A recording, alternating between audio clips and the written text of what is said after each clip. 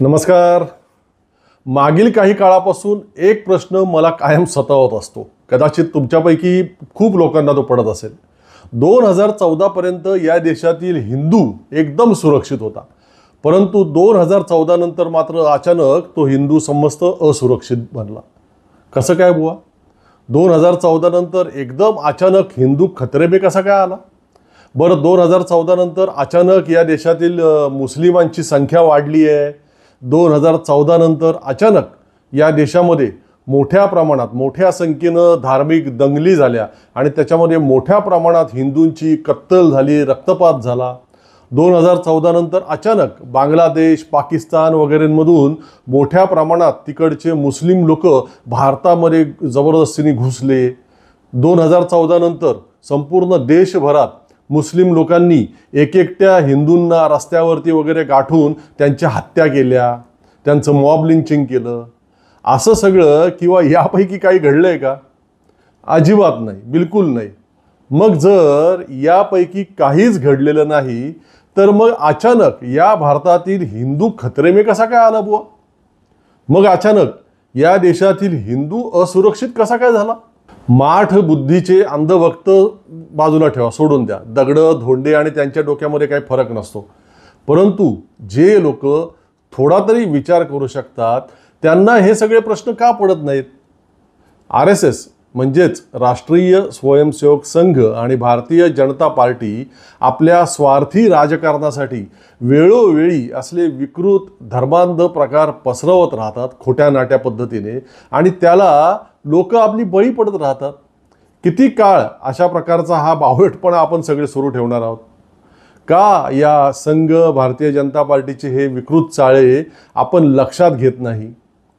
80% आसपास या देशामध्ये हिंदू आहेत. हिंदू आणि मुस्लिम जननदर आता यामध्ये फारसा फरक राहिलेला नाही. याबाबतची सगळी विश्वसनीय आणि सरकारी आकडेवारी आता उपलब्ध आहे. त्यामुळे भविष्यात जरी आपल्या देशाची लोकसंख्या अगदी 200 करोड किंवा त्याच्या पार जरी झाली तरी त्यातील हिंदू लोकसंख्येचं प्रमाण 75% आसपास राहणारच आहे.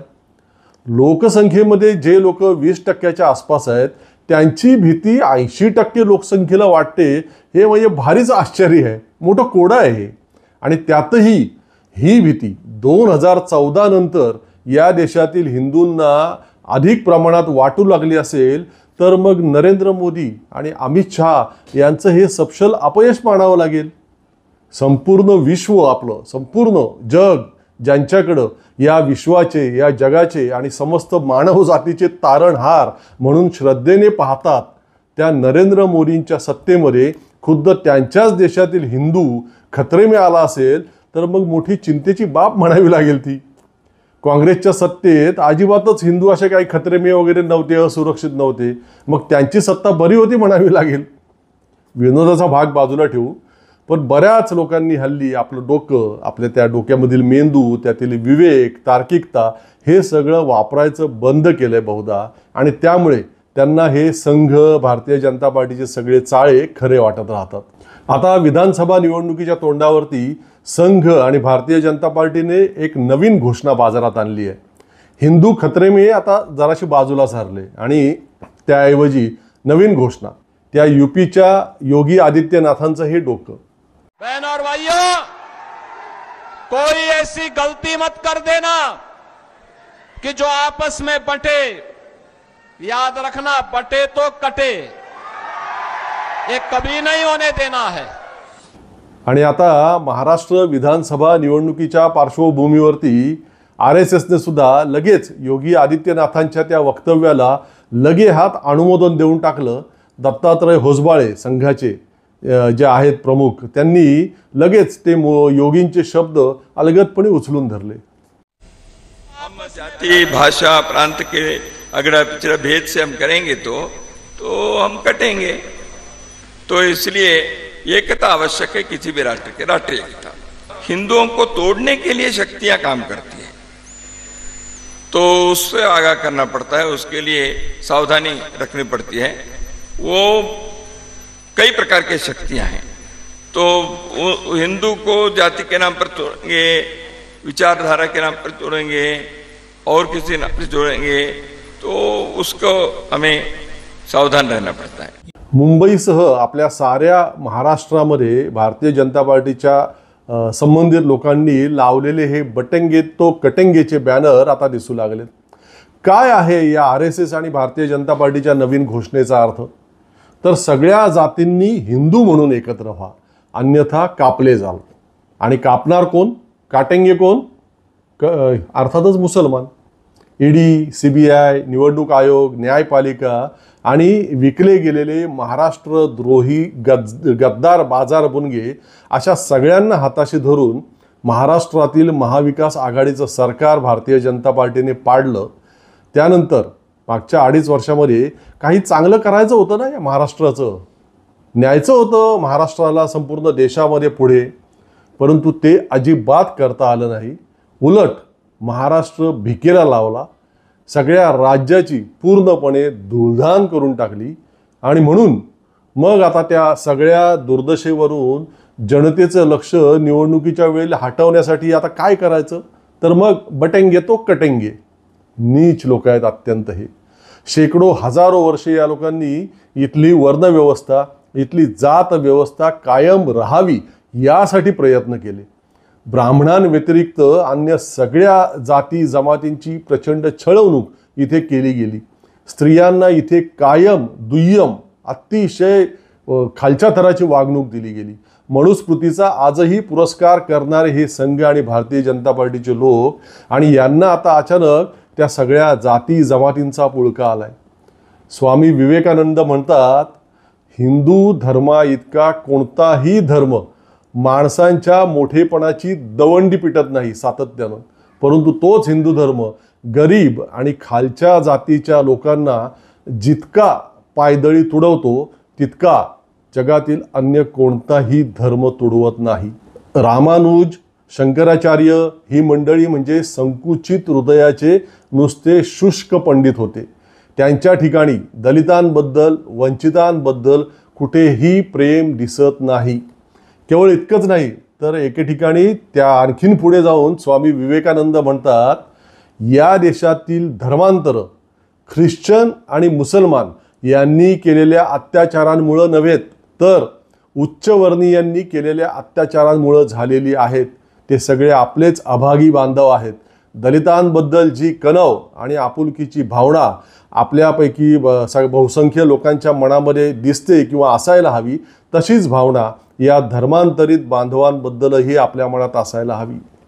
स्वामी विवेकानंद यांच्या जीवनकार्यावरती अनेक वर्ष सातत्यानं अभ्यास करून अनेक पुस्तकं, ग्रंथ लिहिणारे डॉक्टर दत्तप्रसाद दाभोळकर यांचं हे स्वामी विवेकानंदांची खरी ओळख हे पुस्तक इच्छुकांनी जरूर वाचा. खरे स्वामी विवेकानंद आपल्याला उमगतील. मनोविकास प्रकाशननं ते प्रकाशित केलेलं आहे.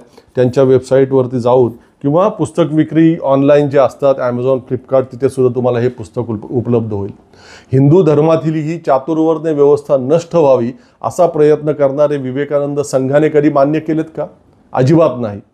संघाच्या एकनाथ रानडे यांनी कन्याकुमारीला विवेकानंद स्मारक उभारलं, परंतु तिथे मी अनुभव घेतलाय म्हणून सांगतो, तुम्हाला स्वामी विवेकानंदांचे खरे विचार सांगणारी ही अशी पुस्तकं, ग्रंथ कधीही मिळणार नाहीत. उलट स्वामींच्या विचारांचा विपर्यास करणारं सगळं साहित्य, सगळं लिखाण तुम्हाला तिथे सापडेल. संघ विचारांचा किंवा आताच्या भारतीय जनता पार्टीच्या विचारांचा आणि सरदार वल्लभभाई पटेल यांच्या आचार विचारांचा काहीही अगदी सुतराम सुद्धा संबंध कधीही नव्हता. ते आयुष्यभर अगदी मरेपर्यंत, अखेरच्या श्वासापर्यंत काँग्रेस आणि महात्मा गांधींचे निष्ठावंत अनुयायी म्हणून जगले.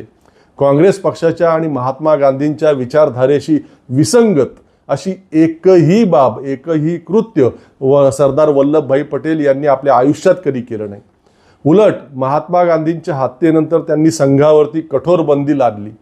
परंतु ज्याप्रमाणे संघ विचारांशी यत्किंचित सुद्धा संबंध नसलेल्या स्वामी विवेकानंदांचं कन्याकुमारीला स्मारक उभारून संघानं त्यांच्यावरती एक प्रकारे आपला हक्क सांगितला, तोच प्रकार नरेंद्र मोदींनी सरदार वल्लभभाई पटेल यांचा उंच पुतळा उभारून केला. दुसरं काहीही नाही. या लोकांची अडचण काय आहे तुम्हाला सांगतो. संघ आणि भारतीय जनता पार्टीकडे देशातील सगळ्या जनसमूहांना प्रभावित करू शकेल, त्यांच्यावरती प्रभाव टाकू शकेल असं एकही व्यक्तिमत्व नाही, कधी निर्माण देखील होऊ शकलेलं नाही. आणि त्यामुळे काँग्रेस किंवा अन्य विचारधारेतील महनीय व्यक्तिमत्वांची ते चोरी करतात संघ भाजपवाले, आणि त्यांच्यावरती आपला हक्क दाखवण्याचा अत्यंत हास्यास्पद आणि अत्यंत केविलवाणा असा प्रयत्न करीत राहतात. हे लोक त्यांच्या स्वतःच्या विचारधारेतील हेडगेवार किंवा गोळवलकरांचे उंचच उंच पुतळे का नाही उभारत? हे लोक त्यांना पूजनीय असणाऱ्या नथुराम गोडसेचं एखादं भव्य प्रचंड मोठं स्मारक का उभारत नाहीत? गोळवलकर गुरुजींनी चातुर्वर्ण व्यवस्थेचं पूर्ण समर्थन केलेलं आहे. वर्ण व्यवस्था ही ईश्वर निर्मित आहे असं गोळवलकर गुरुजींचं म्हणणं आहे. आणि आज जरी त्यात कोणी सुधारक विचारांचे लोक ढवळाढवळ करून त्यात तोडमोड करत असतील तरी ती पुन्हा प्रस्थापित होईलच, कारण ती ईश्वरी व्यवस्था आहे असा विश्वास गोळवलकर गुरुजींनी आपल्या बंच ऑफ थॉट्समध्ये नोंदवून ठेवलेला आहे. गोळवलकर गुरुजींचं ते विचारधन या संघ आणि भारतीय जनता पार्टीच्या लोकांसाठी गीता, रामायण, महाभारत या आपल्या धर्मग्रंथांपेक्षा सुद्धा अधिक पूजनीय आहे. आणि हे लोक आज आपल्याला सांगतायत बटेंगे तो कटेंगे. अरे नीच लोकांनो, शेकडो हजारो वर्ष लोकांना जातीपातींमध्ये विभागून ठेवलं तुम्ही. त्यांना माणूस कधी मानलं नाही तुम्ही साधं. त्यांची कायम छळवणूक केली तुम्ही.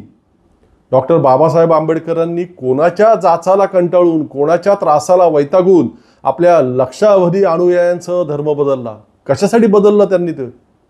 त्यावेळी बाबासाहेबांना शिव्याशाप कोणी दिले तुमच्यापैकी? आणि हे सगळं करणारे तुम्हीच लोक आज बटेंगे तो कटेंगेचे नारे देता. लाज नाही वाटत? भारतीय जनता पार्टीच्या मोदींच्या, नरेंद्र मोदींच्या नीतीमुळे या देशातील दलित, मुस्लिम, आदिवासी, विकासातून मागे राहिलेला सगळा गोरगरीब सर्वसामान्य समाज आज भारतीय जनता पार्टीच्या विरोधामध्ये एकवटलेला दिसतोय. आपल्या राज्यात, आपल्या महाराष्ट्रात सुद्धा तेच चित्र आहे आजचं. आणि म्हणून त्यांना आता या सगळ्या मागास जाती, दलित जात समूह आठवलेले आहेत. सगळ्यांनी आता हिंदू म्हणून एकत्र या असं त्यांचं म्हणणं आहे.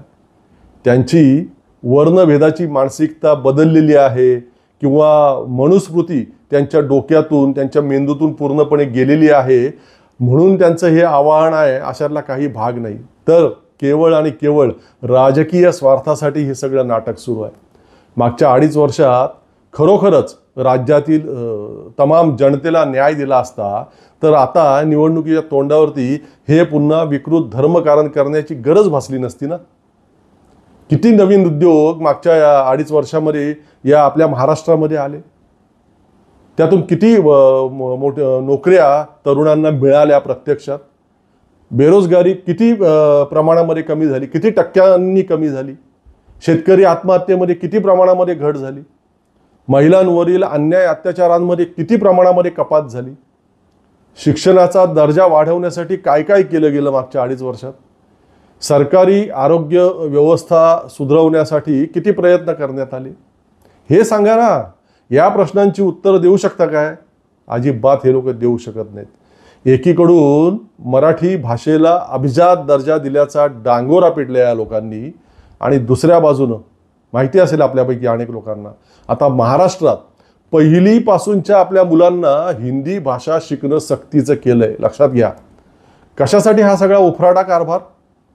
महाराष्ट्र त्या उत्तरेच्या गायपट्ट्यामध्ये पूर्णपणे विलीन करण्याचं हे सगळं कारस्थान आहे काय?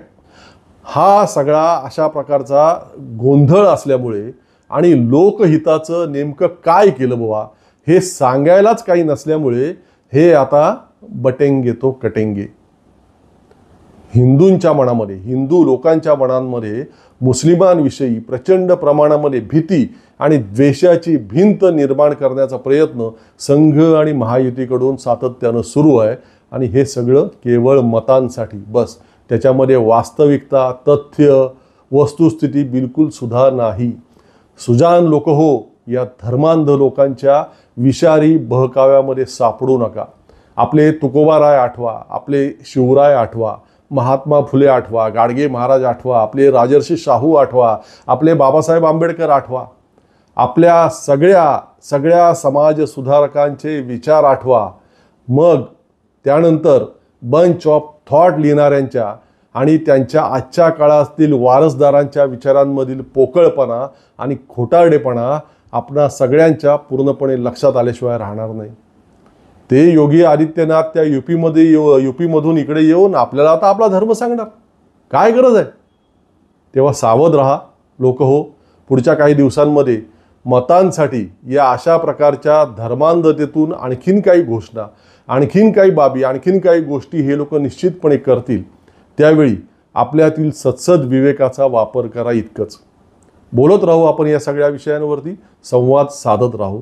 तूर्त आज थांबण्यापूर्वी आपलं नेहमीचं आवाहन, आपलं अभिव्यक्ती चॅनल सबस्क्राईब केलेलं आहात का? नसेल केलं तर प्लीज आता लगेचच करा. एपिसोड आवडत असतील तर लाईक करा, शेअर करा. पुन्हा भेटू लवकरच. तोपर्यंत धन्यवाद.